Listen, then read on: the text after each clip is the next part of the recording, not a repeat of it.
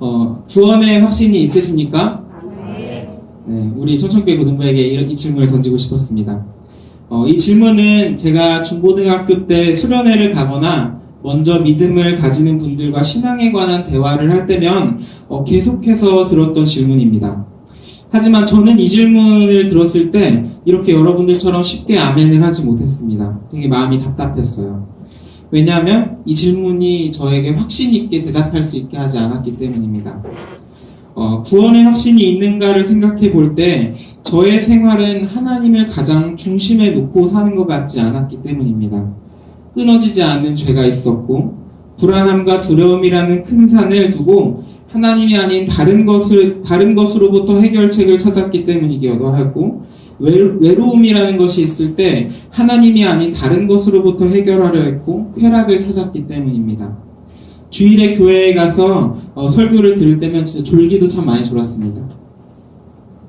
죄가 있다고 단정을 짓는 정죄하다라는 단어를 두고 스스로 저를 정죄하였고 예수님이 이 땅에 돌아오신다면 구원받지 못할 사람이라고 생각했습니다. 거룩하신 하나님을 앞에 두고 스스로 내 자신을 거룩해지려고 노력한다 라는 말을 하나도 붙일 수 없었기 때문입니다.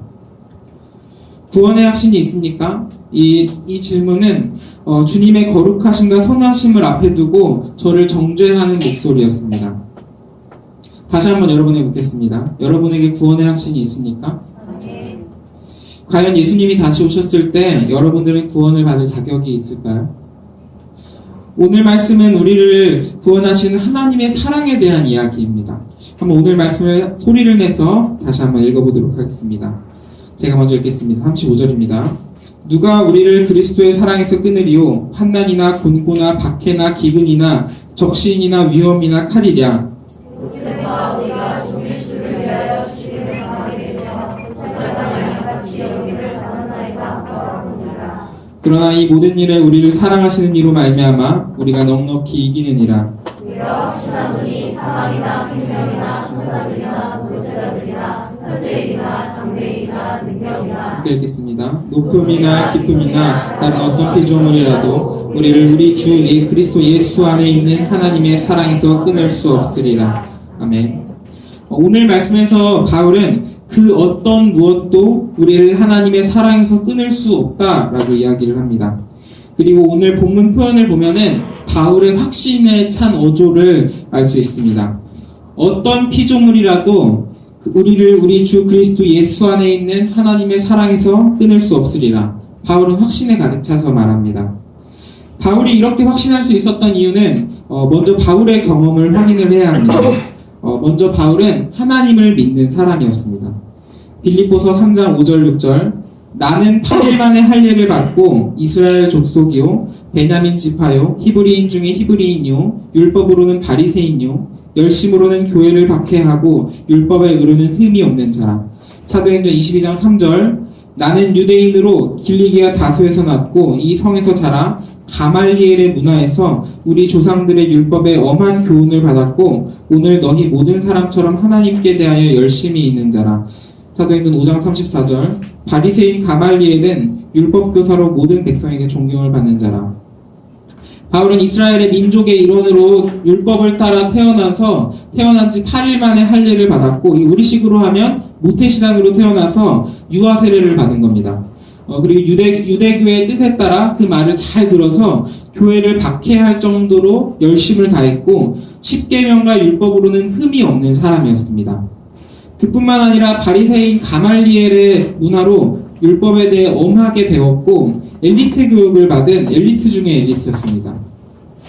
우리 중에 이야기를 하면 모태신앙으로 태어나서 어릴 때부터 주일학교를 한 번도 빠지지 않았고 성가대, 찬양팀, 제자반, 성경보사 이렇게 하나 빠짐없이 교회 생활에 열심히 하고 한 번도 삐뚤어지지도 않았고 대학은 신학과까지 가가지고는 신학교육까지 받은 겁니다.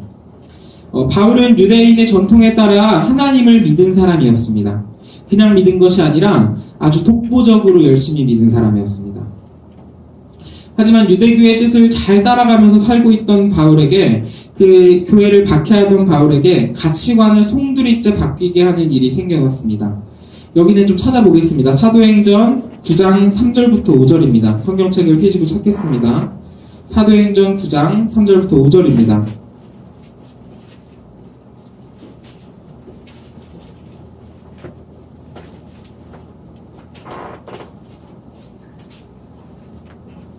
함께 읽겠습니다.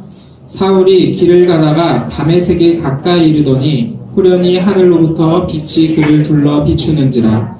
땅에 엎드려져 들음에 소리가 있어 이르시되 사울아 사울아 네가 어찌하여 나를 박해하느냐 하시거늘 대답하되 주여 누구시니까 이르시되 나는 네가 박해하는 예수라. 아멘. 아멘. 5절까지입니다. 성경을 덮지 마시고 그대로 두시기 바랍니다. 여기서 좀 더 찾아볼 겁니다. 여기 나오는 사울은 바울과 같은 사람입니다. 바울은 예수님을 직접 경험하게 되고 예수님의 존재를 알게 되었습니다. 존재만 알게 된 것이 아니라 예수님이 살아 계셔서 나에게 말씀하시는구나 까지도 알게 된 겁니다. 기적과도 같은 신비한 체험을 경험하면서 예수님을 경험한 겁니다. 그리고 하나님을 믿는 사람이었던 바울은 예수님을 믿는 사람이 되었습니다. 지금까지 예수님을 하나님의 아들이 아니라고 강력하게 주장하던 바울은 180도 바뀌어서 예수님이 유대인과 이방인 온 인류의 메시아라고 다시 주장하면서 예수님의 사도로서의 삶을 살게 된 겁니다. 당시에 바울의 나이는 한 30대 초반 정도로 추측이 되는데요. 사도행전에서 바울을 청년이라고 부르는 구절이 있는데 청년이라는 말은 이제 당시에 25세에서 40세 정도의 연령층을 지칭합니다. 그리고 유대 공회 공의원으로서도 활동을 했는데 여기서 공회원의 자격은 30세 이상이어야 가능합니다. 그러니까 30세에서 40세 사이 정도 되고 유대교의 촉망받는 리더였다라는 것을 감안하면은 아마 30대 초반, 좀 많아 30대 중반 정도의 나이로 생각할 수 있을 것 같습니다. 30대 초반이면은 우리 고등부에서 생각해 볼 때는 아마 재준 선생님이나 남승우 선생님 정도 나이가 되겠죠. 네. 네, 초반? 중반? 아, 네, 초반 좋습니다. 네. 네. 30대 초반에 바울이 평생 살아왔던 삶의 가치관을 바꿔서 살아왔던 삶을 부정하고 다른 가치관을 외치는 것이 과연 쉬운 일일까요?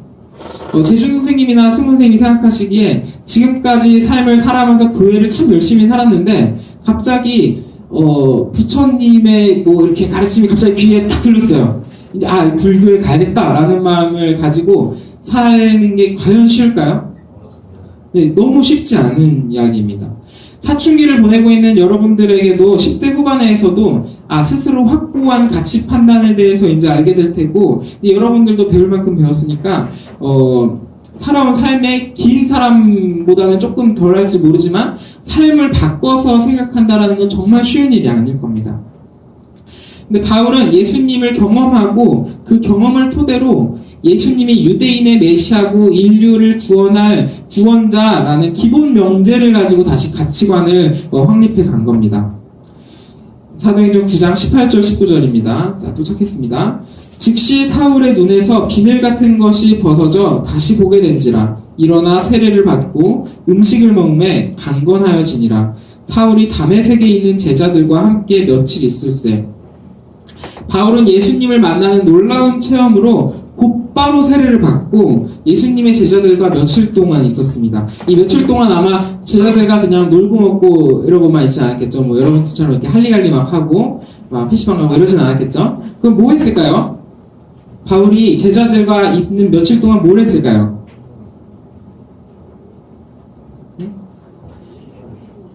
이 가치관을 이야기했겠죠. 나는 지금까지 이런 것을 생각하고 살았는데 예수님이라는 분이 갑자기 와서 예수님 존재를 알았다. 근데 나는 이렇게 알고 있는데 뭐가 다른 거냐 하면서 이제 그걸 끼워 맞춰야 되죠. 바울은 학구적인 사람이었고 유대교에서 엘리트 중에 엘리트라고 했습니다. 아마 성경을 달달달 외우고 있었을 겁니다. 자신이 가지고 있는 성경 지식을 가지고 계속해서 대화하면서 제자들로부터 예수님이 과연 누구신가에 대해서 알아갔을 겁니다. 그리고 바울은 며칠이 지나고 나서 공공에 이제 예수님을 하나님의 아들이라고 선포합니다. 성경 계속 보겠습니다. 사도행전 9장 20절부터 23절입니다. 즉시로 각 회당에서 예수가 하나님의 아들이심을 전파하니 듣는 사람이 다 놀라 말하되 이 사람이 예루살렘에서는 이 이름을 부르는 사람을 멸하려던 자가 아니냐? 여기 온 것도 그들을 결박하여 대제사장들에게 끌어가고자 함이 아니냐 하더라. 사울은 힘을 더 얻어 예수를 그리스도라 증언하여 다메섹에 사는 유대인들을 당혹하게 하니라. 여러 날이 지나매 유대인들이 사울 죽이기를 공모하더니, 예수 믿는 사람들을 박해하던 사람이었던 바울은 갑자기 막 삶이 급격하게 변해가지고는 이제 밖에 나가서 예수님이 하나님의 아들이십니다 라고 큰 소리로 외치면서 예수님을 구원자라고 선포한 겁니다. 그렇게 여러 날이 지나자 예수님을 믿지 않는 유대인들이 사울을 죽이기로 공모합니다. 9장 23절처럼요. 그럼 여기서 한번 퀴즈가 있습니다. 자 집중해주세요. 9장 23절에 여러 날이라는 말이 있는데 여기서 여러 날은 어느 정도의 길이를 가진 여러 날일까요? 자, 손을 들고 제가 오펜다운을 하겠습니다. 네, 이것도 이거 준비했어. 자, 여러 날 한번 찍어야 돼요. 쉽지 않아요. 자, 선생님. 1년? 좀 더 길어요. 누가 했어? 준하니? 손 들고 얘기해야지. 자, 받아가세요. 네. 네. 맞췄고, 3년 맞췄어요. 네, 얼른. 야, 좀 손 들고 말해요. 또, 잘했어. 네. 이렇게 쉽게 나오지 않아요. 이게, 보통은 이제 여러 날이라고 하면 한 열흘, 한 달, 뭐 2달, 이 정도부터 시작하는데, 갑자기 1년이 바로 나와버리니까, 쉽지 않네요. 네, 알겠습니다. 자, 난 이렇게 금방 끝날지 몰랐어요. 네, 알겠습니다. 당황해서 지금, 네. 자, 갈라디아서 1장 17절부터 19절. 네, 제가 읽겠습니다. 또 나보다 먼저 사도된 자들을 만나려고 예루살렘으로 가지 아니하고 아라비아로 갔더니 다시 다메섹으로 돌아갔노라. 저 다메섹에 있습니다. 그 후 3년 만에 내가 게바를 방문하려고 예루살렘에 올라가서 그와 함께 15일을 머무는 동안 주의 형제 야고보 외에 다른 사도들을 보지 못하였노라. 그러니까 갈라디아서 1장 18절에 다메섹에서 3년 만에 예루살렘으로 올라가는데 이 시기가 사도행전 9장 22절까지 다메섹에 있다가 유대인으로부터 위협을 받아서 26절에는 예루살렘으로 올라가는데요. 그 올라가는 시기와 같은 시기입니다. 그러니까 예수님을 만난 즉시 바울은 예수님을 하나님의 아들이라고 선포하였는데요. 3년이 지나 다메섹에서 3년을 더 보내고 이제서야 움직이는 겁니다. 예수님을 경험하고 며칠 만에 예수님이 하나님의 아들이라는 걸 선포하였지만 바울이 그때부터 즉시 사도로서의 삶을 산 것은 아닙니다. 아직 사도행전 9장에서는 사도로서의 삶을 사는 것보다는 회심을 하는 과정에 있는 바울의 모습으로 이해해야 하는데요. 바울이 3년 동안 다메섹에서 있는 동안도 아까 며칠 동안처럼 놀고만 있지는 않았을 겁니다. 3년이라는 시간은 꽤 긴 시간입니다. 그러니까 바울은 바리새인 중에 바리새인으로서 학자로서 성경 말씀을 가지고 예수님의 말씀을 연구했을 것이고 예수님의 살아계심을 경험한 사람으로서 하나님의 아들인 예수님의 가르침과 율법의 가르침을 통해 진정한 하나님의 뜻을 발견했을 것입니다. 그리고 예수님을 증명하고 변증하며 살아갈 사도로서의 삶을 준비한 거죠. 이 기간 동안 예수님이 메시아라는 진리를 두고 자신이 알고 있는 성경에 대한 지식, 율법의 가르침과 서로 맞추면서 자신이 가지고 있는 가치관을 이제 재정립했던 겁니다. 그러니까 여기까지 사건을 모두 가진 후에야 예루살렘으로 올라갔을 때부터 사도로서의 바울의 삶이 이제 시작되는 겁니다. 로마서는 학자로서의 바울이 예수님의 복음을 제시하는 논리가 점층적으로 발전되고 있고 그 근거로는 구약에 제시되는 죄를 심판하시는 공의의 하나님과 자신의 사람들을 선택하시고 믿음을 통해서 죄에서 구하시는 사랑의 하나님으로 이제 구원을 이야기하고 있습니다. 그리고 로마서의 그 복음의 핵심이 되는 근거는 예수님의 부활로부터 시작이 됩니다. 로마서 1장 4절 성결의 영으로는 죽은 자들 가운데서 부활하사 능력으로 하나님의 아들로 선포되셨으니 곧 우리 주 예수 그리스도시니라. 그러니까 로마서의 서두에서 선포되는 예수님의 부활과 하나님의 아들이라는 증언은 바울에게 있어서는 이건 논증의 대상이 아닌 겁니다. 바울은 예수님을 경험했고 예수님의 살아계심을 직접적인 계시를 통해 확인하였기 때문에 이것은 논증의 대상이 아닌 실제적인 증거로 받아들이고 이제 논리를 쌓아갈 수 있는 겁니다. 그러니까 로마서 1장 4절에 가장 앞부분에 등장하는 겁니다. 그리고 나서부터 로마서의 전개는 죄와 율법, 성경, 은혜, 성령 이런 것들로 반복되고 이어지는 논증으로 하나님의 놀라운 계획과 은혜와 사랑을 우리에게 전해주고 있습니다. 이 증명의 과정들이 오늘 로마서 8장까지의 이야기를 하고자 할 때 1장부터 8장까지가 한 호흡에 이 논증들이 연결되는 겁니다. 그러니까 마치 수학에서 증명을 하면 이것저것 재료를 꺼내놓고 이것으로부터 이론을 이끌어내는 거죠. 근데 이 논증과 전개에 대해서는 제가 로마서를 좀 다른 성경들보다 좀 많이 봐서 여러분들이 전해주고 싶은 이야기도 참 많은데요. 저도 바울 못지않게 꽤 논리가 강한 사람이어서 바울의 논리적인 증명을 이해하고 좀 설명하면 잘할 수 있겠다 좀 싶은데 좀 시간이 어려우니까 언젠가 기회가 되면 여러분들과 이것에 대해 성경 공부를 좀 해보면 좋겠습니다. 네. 아무튼 바울은 예수님의 부활이라는 사실에 근거해서 오늘의 그 말씀까지 이어지는 겁니다. 오늘의 말씀을 한번 다시 보겠습니다. 로마서 8장 35절부터 39절입니다. 여러분들부터 한번 다시 읽어볼까요? 자, 시작. 누가 우리를 그리스도의 사랑에서 끊으리요. 하나님이나 공고나 박해나 기근이나 적신이나 위험이나 하리라.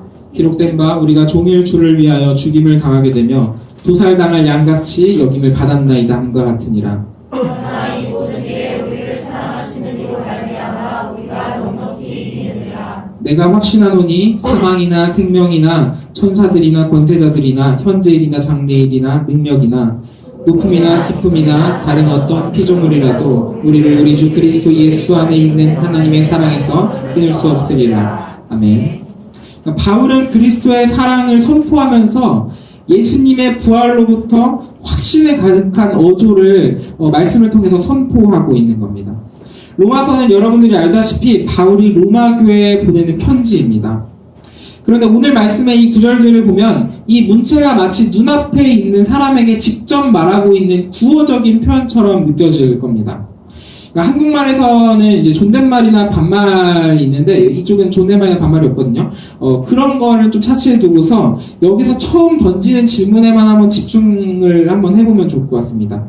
그리고 이 질문형은 오늘 본문의 앞부분에서부터 계속해서 반복되는 표현들입니다. 로마서 8장 31절 누가 우리를 대적하리요? 33절 누가 능히 하나님께서 택하신 자들을 고발하리요? 34절 누가 정죄하리요? 35절 누가 우리를 그리스도의 사랑에서 끊으리요? 자, 이게 누가 우리를 대적하리요가 어떤 의미입니까? 누가 있나 한번 찾아볼까? 한번 이런 의미인가요? 대적할 자가 없다. 이를 대적할 자가 없다입니다. 자, 35절에 누가 우리를 그리스도의 사랑에서 끊으리요?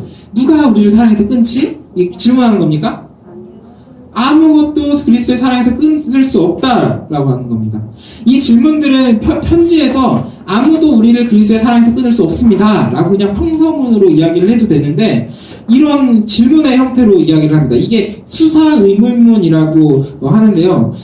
수사의문문 아는 사람? 언어 시간에 졸지 마세요. 네. 이 문장의 형식은 수사의문문은 물음을 나타내지만 답변을 요구하지 않고 강한 긍정을 내포할 때 사용하는 의문문입니다. 그리고 이 수사의문문은 보통 구어적인 표현에서 나오는 건데요. 앞에 사람을 두고 이야기하는 겁니다. 내가 저 중국집 맛이 있다고 하지 않았어? 이 질문이죠. 거봐 내 말이 맞지 않아? 질문이죠. 네. 하지만 정답은 정해져 있는 겁니다. 이 구어적인 표현으로 등장하는 문체가 편지글에서 등장을 하는 겁니다. 그런데 이 로마 교회는 바울이 개척한 교회도 아니고 바울과 일면식이 과연 있을지 없을지도 잘 모르는 사람들이 모여있는 교회에 이런 구어적인 표현을 쓴 겁니다.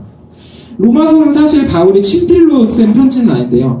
바울이 말을 했을 때 대신 글을 써준 사람이 있었습니다. 이게 대필자가 있었던 겁니다.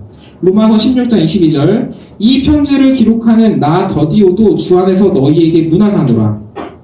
그러니까 로마서는 지금 여기 보고 있는 구절에서처럼 더디오라는 사람이 대필을 하였는데요. 당시 문화에서는 편지를 대필하는 경우가 종종 있었고, 그리고 대필하는 경우에는 보통 이제 대필자가 자신의 생각이나 이런 것들을 편지의 내용에 조금씩 넣으면서 원래는 말은 이렇게 했는데 이제 쓰는 사람이 조금씩 수정을 하면서 쓰는 경우들이 조금씩 있었습니다.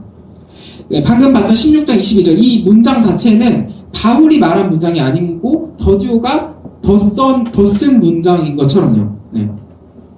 로마서 전체를 기록할 때 바울과 더디오가 한 자리에서 처음부터 끝까지 한 호흡에 썼는지 여러 번 나눠서 썼는지에 대해서는 알 수 없지만 오늘 본문과 오늘 본문 앞뒤 문맥에 관한 한에서는 한 호흡에 썼다는 것을 이 오늘 본문의 표현들로부터 알 수 있습니다.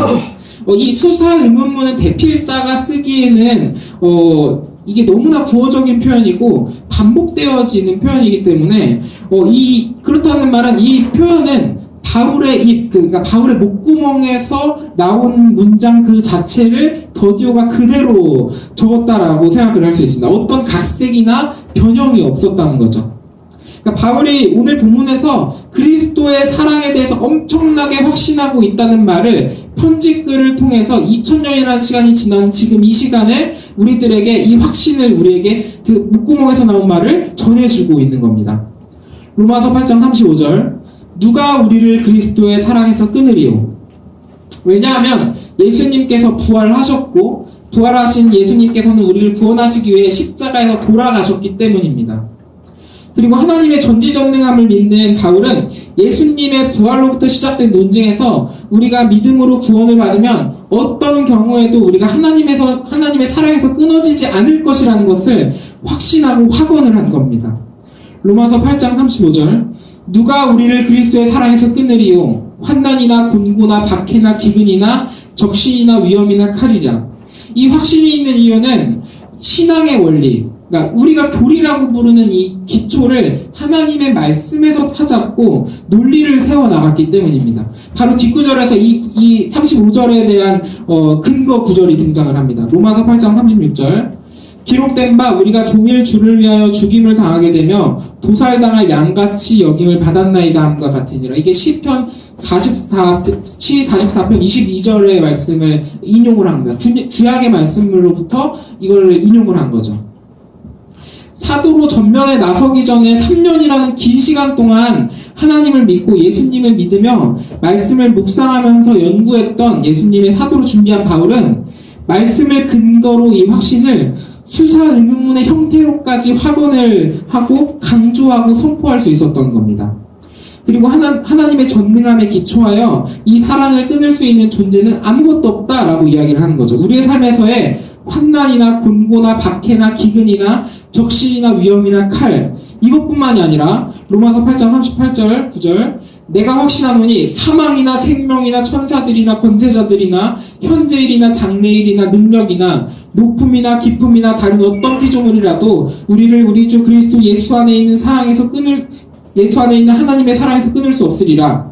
그러니까 여기서 내가 확신하노니 사망이나 생명, 삶과 죽음으로부터도 하나님의 사랑에서 우리를 끊을 수 없고 천사들이나 권세자들이나 영적인 능력을 가진 피조물들로부터도 우리를 하나님의 사랑에서 끊을 수 없고 현재일이나 장래일이나 하나님이 창조하신 시간 속에 살아가는 우리들이 우리의 삶에서 고난과 두려움으로도 하나님의 사랑에서 끊을 수 없고 능력이나 사탄과 마귀의 마법과도 같은 영적인 능력들로부터도 하나님의 사랑에서 우리를 끊을 수 없고 높음이나 깊음이나 이거는 물체적인 높음이나 기쁨을 얘기하는 겁니다. 공중에 높이 올라가서 우리가 우주로 나간다 할지라도 땅 속에 깊이 들어가서 아무도 모를 지하 깊숙한 곳에 들어갈지 한다 할지라도 천지를 창조하신 하나님의 큰 능력과 권세로 우리를 하나님의 사랑에서 끊을 수 있는 존재는 아무것도 없는 겁니다.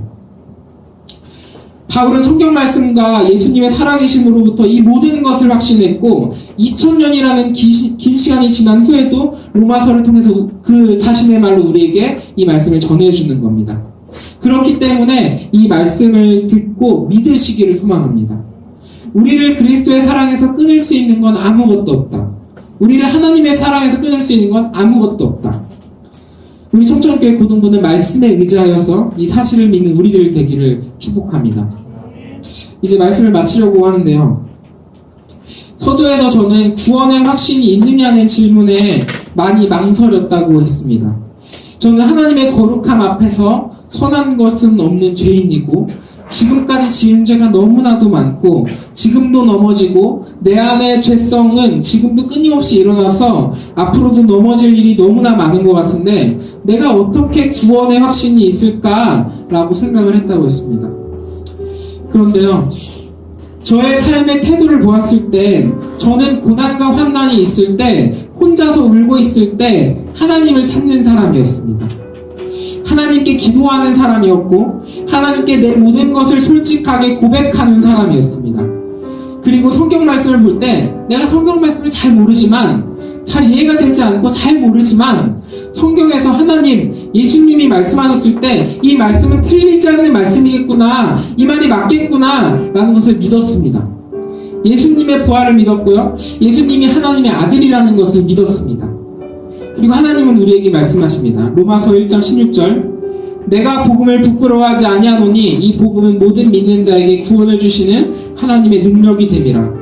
먼저는 유대인에게요 그리고 헬라인에게로다. 3장 22절, 곧 예수 그리스도를 믿음으로 말미암아 모든 믿는 자에게 미치는 하나님의 의니 차별이 없느니라. 4장 5절, 이를 아니할지라도 경건하지 아니한 자를 의롭다 하시는 이를 믿는 자에게는 그의 믿음을 의로 여기시나니. 마태복음 17장 20절, 이르시되 너희 믿음이 작은 까닭이니라. 진실로 너희에게 이르노니 만일 너희에게 믿음이 겨자씨만 한 알만큼만 있어도 이 산을 명하여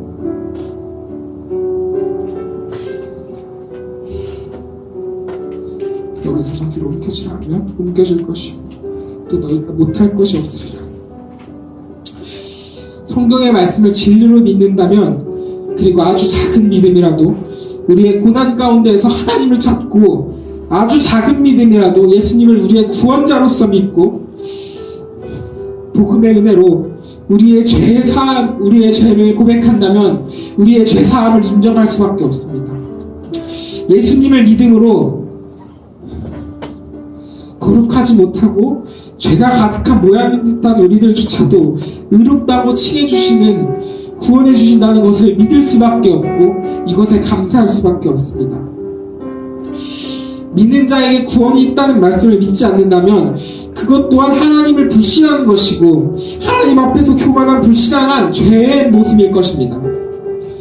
오늘 본문 앞구절에서 나오는 누가 우리를 정죄하리요, 이 말씀은 나 자신조차도 하나님의 의로 이루어진 칭의에서 이 칭의를 정죄할 수 없다는 겁니다. 우리를 죄에서 구하시고 우리를 구원하시는 예수님의 은혜로 하나님의 사랑으로 기뻐하시기를 바랍니다. 말씀을 믿고 의지하여서 구원의 확신을 가지시기를 바랍니다. 그렇다고 우리의 죄된 모습이 정당해지는 것은 아닙니다. 여러분은, 아니 저도 포함해서 우리는 육신에서 벗어나기 전까지 육신의 정욕과 싸워야만 합니다.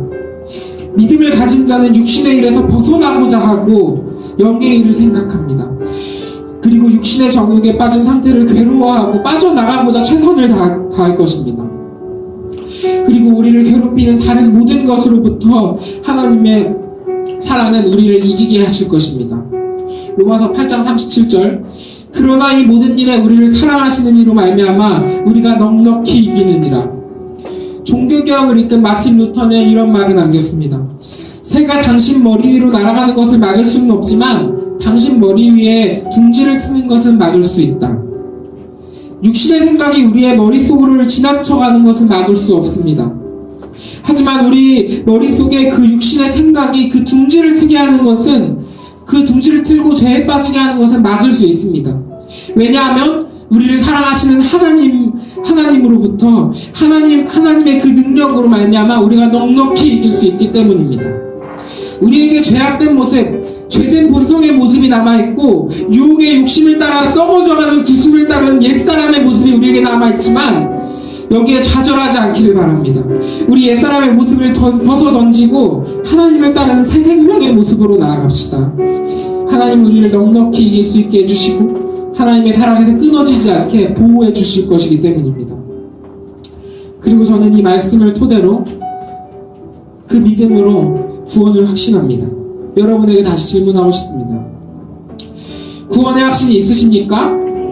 하나님께서 여러분들을 구원하십니까? 하나님께서 우리를 그리스도의 사랑에서 끊지 않으십니까? 구원의 확신이 있으십니까? 지금 아멘한 입술의 고백에서 믿음의 고백이 나오기를 바랍니다. 우리 함께 찬양하겠습니다.